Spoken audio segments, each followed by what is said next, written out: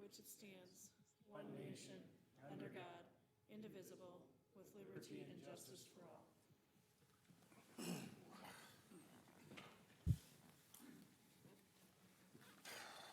Good evening, everyone that's in the audience. And you. All right, is there anyone here for public input? Anyone for public input? Anyone for public input? All right, review and approve council agenda. Move to approve. Second. Further discussion? All in favor? Aye. Opposed? Passed unanimously. Consent agenda items. Item A, approve 2/21/23 council meeting minutes. Item B, approve 3/6/23 council meeting minutes.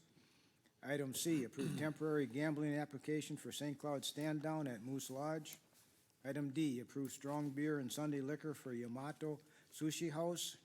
Item E, approve one-year lease purchase term for new mobile radios. Item F, approve PFA's class action lawsuit regarding PFAs. G, approve resolution to adopting Stearns County Hazard Mitigation Plan. And item H, approve resolution adopting agency agreement for federal participation in construction. Like to see F and G pulled.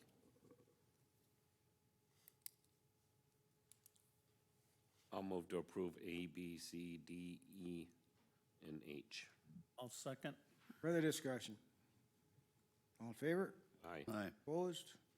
Passed unanimously. Mike, item F. I just need some clarification on these two. I read through them. On this PFAS, it's been in the news down in the cities area.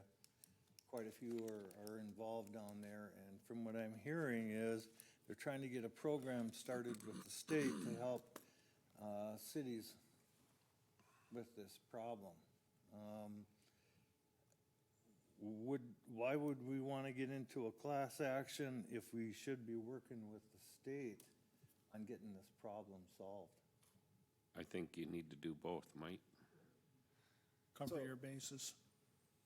I'm not familiar with what you're talking about with, down at the state. I don't know what, News stations have had it on the last couple of weeks, explaining what's going on, and it is going to be a costly, and they're working with the Right, state to come with a way to remove this out of the water system. Not letting the public know that PFAS don't just come from the water system. But, so they're trying to work with the state, come up with a plan as to how they can help the cities pay for the filtration of the water to get the PFAS removed. that I would agree, yes, that's true. Looking for funding sources, absolutely. The class action lawsuit is one that's run through the National Rural Water Association, that they put one together to try to, if in fact they ever can find anybody that would be liable for it, that it's just like any class action lawsuit. That there's a chance that we could maybe get some money out of it if in fact they ever win it. But there's no chance of us if we don't get involved in it. I will tell you that they wanted to close this up, and Adam's been talking to the guy that's been monitoring it. If we pass it tonight, it's still not a guarantee that they won't close it before then. So this is just a chance to get included into the class action lawsuit if we want to. Our counterparts across the river, Sauk Rapids, did join it. So it's just an opportunity for the council to consider to get into it. So if, like our Burlington Northern, MPCA and Burlington Northern got together, and that's how we got it funded, to get it cleaned up. Right. Wouldn't that work the same way? We don't know who the pollutant is. No, For one thing. MPCA is still, they're gonna do a study on it, which they even said might take till 26 to get completed with it. This is just it's an opportunity for us to join something if in fact there is some sort of case that's been won. And I'm not a class action lawsuits person, so I mean, how that all works, I mean, you can defer to the attorney and explain how that, It's just specific to us. We have PFAS in our waters. There was a class action lawsuit. Doesn't cost us anything to join it if in fact you want to. So I just put the opportunity on the table. So, the funding, that's a completely different situation. That doesn't Yeah, this wouldn't that's why affect that either I way. didn't know if we wanted to wait. And with the class action, I'm assuming you're gonna have to have a company that's got some pretty deep pockets to get any money out of. They get their money from you.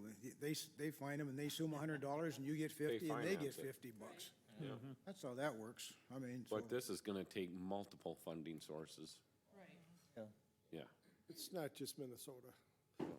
the state, whoever else. yeah, or we're not on- out any money here because if you don't get anything, you don't pay anything. If you get $100, they got $100 too. So what, but at least you got $100, so.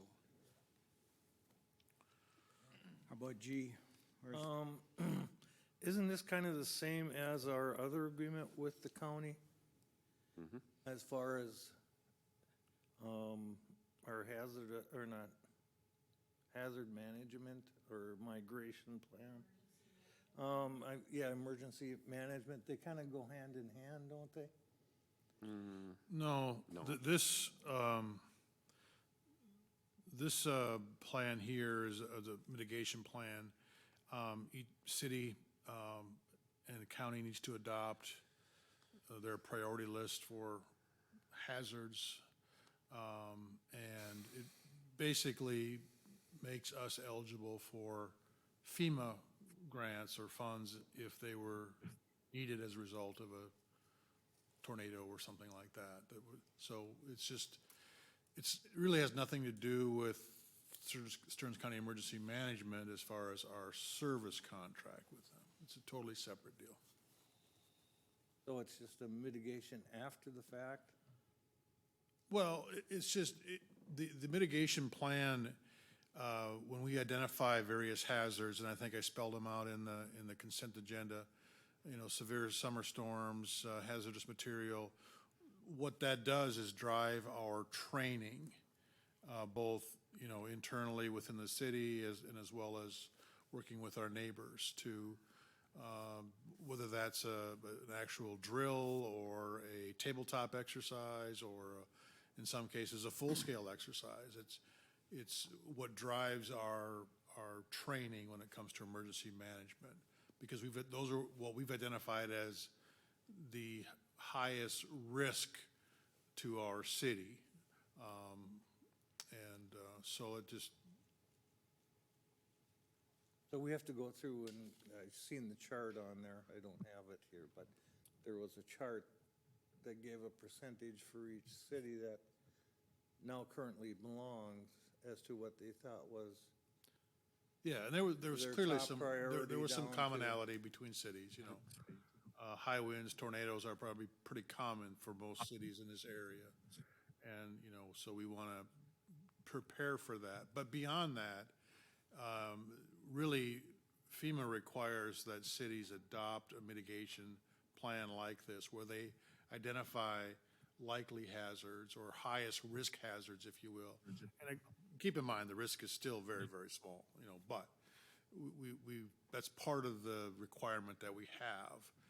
If we don't have this, and a tornado, let's say, was to damage the city, and we were to apply, the president declares an emergency disaster, and we provide, or apply for reimbursement for our costs, they're gonna look and say, oh, you didn't sign off on the hazard mitigation plan, you're not getting anything. That's Like a what free this is. insurance plan. Basically, that's, in other words, yes. All right, I move to approve F and G. I'll second. further discussion? Favor? Aye. Opposed? Passed unanimously. All right, regular agenda item, rezoning and variances, 20th, 12th Avenue North. Ultimate Sports Bar and Grill parking lot expansion. John? Mayor Miller, council members, this is obviously a kind of a familiar, at least partially, issue to everyone. I think everyone's aware that the Ultimate, since it's been rebuilt to this new iteration, has been so immensely popular that it's kind of had the inadvertent side effect of pushing kind of a unexpected number of cars onto the street for parking purposes. Last fall, the owner, Tom, approached us with a potential opportunity when the property at 20 12th Avenue North, which is just immediately to the north of their existing parking area, came up for sale, and we talked through options and said, you know, if he wants to pursue it, the best approach would be to potentially, you know, come in spring and then seek approval and then go for a summer construction. The time when it came up, it was getting into fall, and it would have been kind of a rush job to do anything for the year at that point with snow coming soon. So what you have in front of you tonight is threefold. The first is the rezoning aspect that would convert that property, which does have a home and garage pool on it.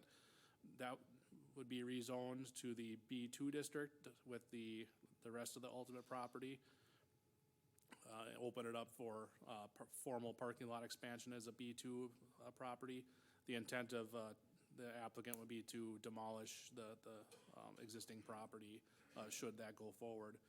The other components are a couple of variances. The first variance would be to forego the standard 15-foot buffer area that's between a parking lot and the adjacent property in a where a B2 meets a R1 district.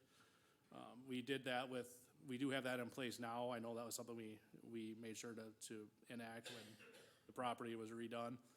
But it did have the side effect of costing some properties, costing some parking stalls there. So to try and hit the problem kind of head on as we can, request would be to forego that requirement. Still would have the 8-foot fencing on the north and eastern side along the alley, which I'll get to in a minute. But to push that setback to 0, that they could take parking all the way to the property line adjacent to the fence. The second variance I just kind of referenced is surrounding the fencing component. Also another aspect of where we have the areas where commercial meets residential. For any parking lot that's got more than a handful of stalls, we do require in ordinance that there has to be a berm or screen of some sort, whether that's landscaping, a hedge, or a fence, or even an earthen berm, although that's, you know, probably pretty rare, of at least 3.5-foot height. The intent of that is that it would block most, not all, but most headlights when cars are moving around in there from shining into the residential areas nearby. In this instance, when our staff sat down with the owner last fall, we had some concerns about potentially going with a fence, especially a fence of that height that we have at the remainder of the property, all the way around the parking lot, for fear of kind of creating a box that could prove a little bit of a safety hazard perhaps. The thought was that if you leave it open on at least the 12th Avenue side, that way people can see in, it's less likely to be problematic. Anyone passing by on 12th Avenue can see clearly. There are 2 parking lot lights that would be associated with this, new lights, so it will be pretty well lit. But doesn't create that little bit of a safety issue when there's that visibility. I know we look at some elements of that to promote safety when we can, but sometimes to promote that, we do have to look at adjusting the ordinance a little bit too. So that would be the second request, would be to forego that 3.5-foot requirement, take it down to no requirement just on that western side along 12th Avenue. This did go to the Planning Commission just last week. We did get a couple comments from folks both ahead of time before the meeting and during the meeting. Most were generally supportive of it. There was some aspects, you know, that come up regarding kind of patron behavior when they get to the nighttime, but that's kind of unrelated to the request at hand. And we had someone bring up a barking dog that's on a property two houses away. That's nothing to do with the ultimate. That's just kind of something that came up, aside, I guess. And ultimately, the planning commission did recommend approval of both the rezoning and both variances, with the condition for the variance, just to be sure it's noted that it only applies for the fencing on the western side only. I did want to note that measuring it out, this would open up 45 parking stalls for cars, trucks, and then a small substandard parking stall in the southeast corner that would be for motorcycles, not quite big enough to make the grade as a regular stall. 45 stalls, if just kind of measuring against the typical block length, that would be best case scenario about one block worth of parking, both sides, factoring in driveways, average, give or take, and typical parallel parking spot of about 26 feet. That would be a high side for a standard. I don't think we have necessarily a standard because we don't formally set parking stalls on the street like that. More realistically, because people aren't always parking, perfectly with parallel parking, you're probably leaving more space than you have to, if you can. Probably about a block and a half worth, if I had to make an educated guess. You add snow and things like that, the parking distances increase accordingly. So I just want to say, I don't think this is necessarily a silver bullet that solves every aspect of the on-street parking, but it puts an awful good dent in it. I think it's probably a benefit to folks in the area, and definitely a good way to try and tackle at least some of the parking aspects there. So my recommendation would follow the planning commission as well, would be recommend approval and adoption of the ordinances, or excuse me, resolutions to approve a rezoning and the two variances. All right, Counsel? First question. The approach is gonna be removed that home uses? And Yes. grass put in there, curb Yep. replaced? And in this drawing, is that on the west side, that parking lot, that's all curbed, right? This entire lot is curbed? And that curb's gonna abut our sidewalk? Well, it's hard to tell from the line where that exactly. There's a boulevard in there, Frank. Do we know about how much? I had to guess. So you think there's a green 5. space on each side of the sidewalk? Pardon me? Yeah. that's Okay. what John's saying, or Dave, yeah. I got too many people over there. I don't know, well, it's not dimensioned, so Yeah, it's not. it looks probably like about- the curb is abutting the sidewalk in this drawing. Yeah, and there is room alongside the alley, between the alley and the fence for snow storage too, for windrows from plow.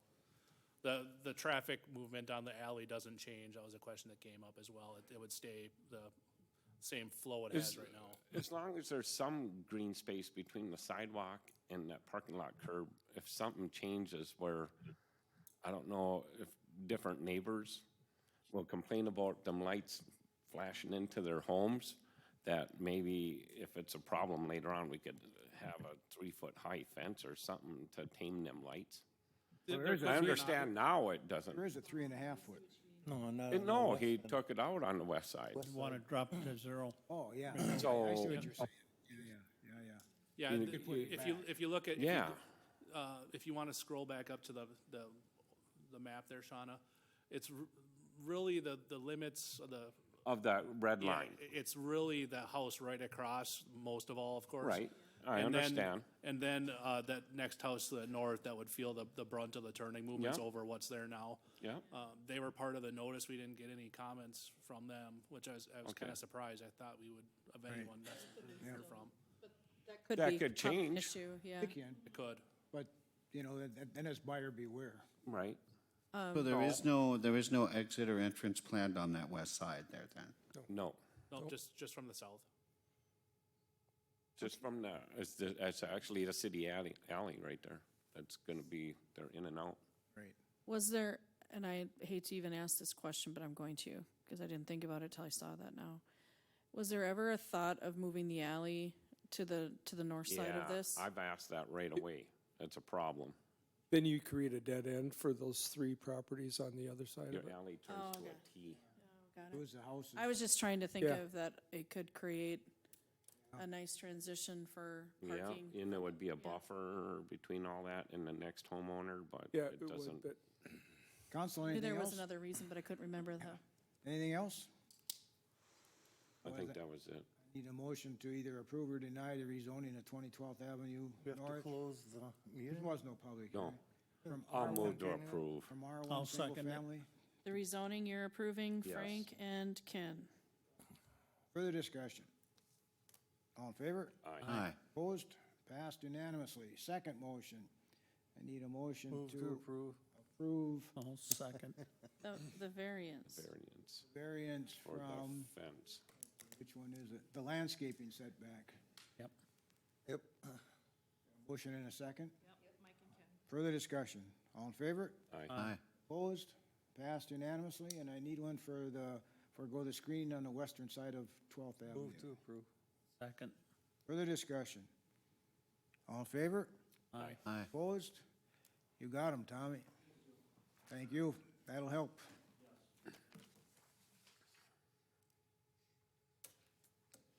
All right, I don't have anything. Move to pay the bills. we There are no not that far? bills. What? There's There's bills? bills. There's none I written read here. them. There's none written here. Move to approve the bills. Yep. I'll second. Further discussion. Okay, Oh, now, I made the motion, but Frank? someone else has got to down there Whatever. second it. All in favor? Aye. Frank and Opposed? Ken. Connor, do you have anything? I don't, not at the moment. Dave? Bill? John? Chief? No. All right, then we are adjourned at 6:52.